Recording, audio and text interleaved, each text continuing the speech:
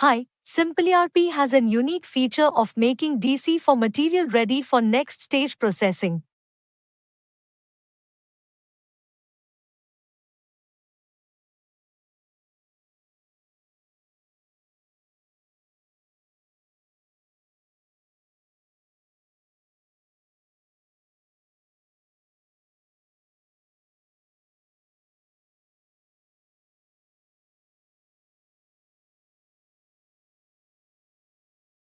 Earlier, we have defined to input-output process mapping with two different raw materials, both of them having cutting operation in next stage.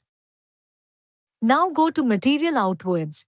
Go to create new subcontract DC. There is a link in the top for next stage processing. Click that. Now, please select the supplier. Enter few letters of the next stage item name. Click Get Stock Records. Here, simpliRP will show only the available stock and its batch number. Now you can select the required item and batch.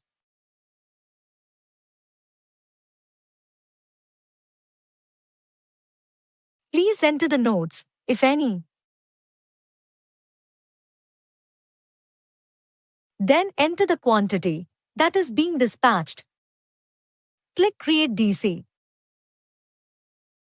Again, you can create more items if required. Enter quantity and create DC.